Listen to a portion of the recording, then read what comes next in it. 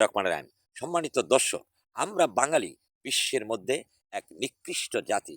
তার প্রমাণ আমাদের পূর্বপুরুষরা 1757 সালে নবাব সিরাজদৌলাকে পরাজিতর মাধ্যমে বুঝিয়েছিল, এবং তার খেসারত আমাদের মুরব্বীরা 200 বছর গোলামি করে দিয়েছে। আমরা সৎভাবে চলতেও পারি না, সৎ বলতেও পারি না, সৎকে সমর্থনও করতে পারি না। এই অবৈধ সরকার হাইনা ইউনুস আমেরিকার বিল ক্লিন্টন ফাউন্ডেশনে একটা অনুষ্ঠানে বলেছিল, আমরা মেটিকুলাস ডিজাইনের মাধ্যমে শেখ হাসিনাকে পতন করেছি। আমি আপনি সহ সারা বিশ্ব অবগত আছে।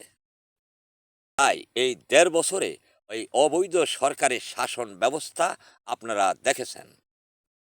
ছাড়াও আমাদের বন্দরকে শত শত টাকা ঘুষ বাণিজ্যের মাধ্যমে বিদেশি হাতে তুলে দিয়েছে এই হাইনা অবৈধ সরকার।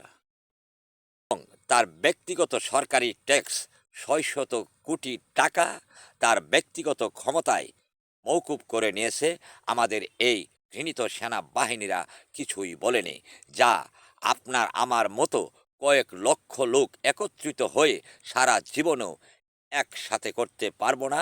এই 600 কোটি টাকা ছাড়াও এই অবৈধ সরকারের সহযোগিতায় দেশের অসংখ্য ঘর বাড়ি মাজার সহ অসংখ্য অপকর্ম হয়েছে এ দেশে। আমি আপনি সহ সারা বিশ্ব অবগত আছে, যা পৃথিবীর ইসলাম ধর্ম থেকে শুরু করে কোনো ধর্মই এ ধরনের অপকর্মকে সমর্থন করে না। এই অপরাধমূলক কাজগুলি যারা করে তারা হলো বিধর্মী। তাই আমাদের ধর্মের প্রতি ন্যূনতম যদি ভালোবাসা থেকে থাকে, তাহলে এই অপরাধমূলক কাজগুলি প্রতিবাদ করা দরকার।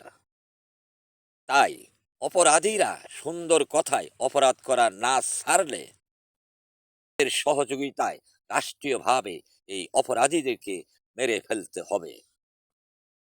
আমি আপনি গর্বের সাথে বলতে পারবো, আমরা ধর্মের লোক, ধর্মকে ভালোবাসি। আপনি বলতে পারবেন আপনার ধর্মের নাম। আপনি অপরাধ করলে ধর্মের বদনাম হয়। তো বন্ধুরা, এই বিদেশি অতিথি কুত্তা উপদেষ্টাগুলি আমাদেরকে 1.5 বছর রাষ্ট্র পরিচালনার টেলার দেখালো। দিনে এর চায়ে ভয়াবহ অত্যাচার করবে।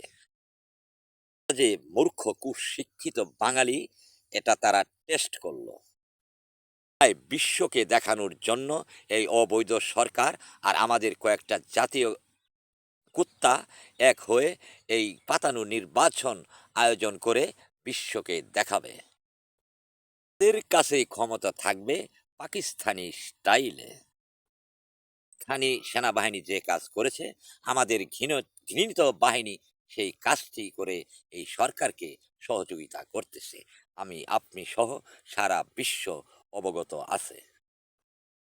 বন্ধুরা, এখন আমরা সকল দলের লোকে মারামারি করব আর অপরাধমূলক কর্মকাণ্ড করব, আর এই অবৈধ সরকার আর আমাদের জাতীয় কয়েকটা কুত্তা যমুনায় বসে বসে দেখবে আর নীল নকশা করবে কিভাবে এই দেশটাকে ধ্বংস করা যায়।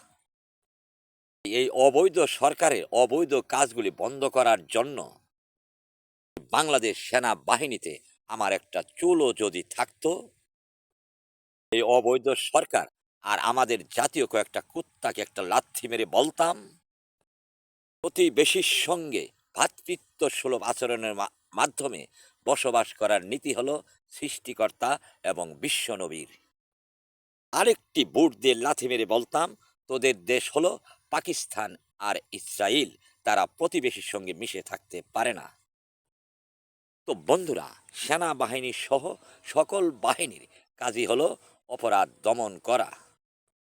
আমাদের দেশের বাহিনীগুলির কাজই হলো চামচাগিরি করা আর বড় বড় অপরাধীকে লালন করা। বন্ধুরা, এই বাহিনীদের ঘৃণিত কাজের জন্য আমি নিজেও লজ্জিত এবং দুঃখিত। বাংলাদেশের সকল দলের ভোটার ভাই বোনদেরকে বলছি, বন্ধুরা, এই অবৈধ সরকার সহ আমাদের কয়েকটা জাতীয় কুত্তা বলতেছে নির্বাচনের পরে দেশের রাজনৈতিক সমস্যা সমাধান হবে। এই কথাগুলি মনে হয় ভিত্তিহীন, তাদের আচরণই তার প্রমাণ।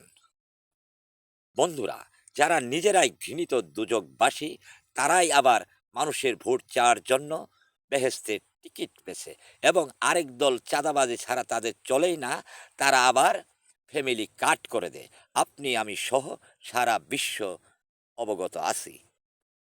এই তাদের মিথ্যা কথা, মিথ্যা আশ্বাসে ভোট কেন্দ্রে গেলে আপনিও যে দলেরই হন না কেন, আপনি নিজেও অপরাধী। আপনি নিজের পুটকি নিজে মারলেন, দেশেরও পুটকি মারলেন। এই ভোট বর্জন করলে আপনার নিজের জন্যও ভালো, দেশের জন্যও ভালো। বন্ধুরা, ভোট ভালো লোককে দিলে পুণ্য হয়, আর অপরাধীদের ভোট দিলে পাপ হয়। কথাই সত্যি, এটাই সঠিক। বন্ধুরা, যারা নির্বাচন আয়োজন করেছে এবং যারা প্রার্থী হয়েছে, তারা হলো শয়তানের প্রতিনিধি, আর আমি হলাম সৃষ্টিকর্তা এবং বিশ্বনবীর প্রদত্ত এই বিশ্বের প্রতিনিধি। তো বন্ধুরা, কর্ম, ধর্ম, রাজনীতি সঠিক এবং সৎভাবে করার শিক্ষা দেই সারা বিশ্বকে। কিছুই নেই না, আমি হলাম দাতা। বন্ধুরা, আমার কাজই হলো মানুষকে ভালো করা। বন্ধুরা, আমার কথা মানলে সোনার বাংলা, না মানলে আপনি সহ ধ্বংস বাংলা।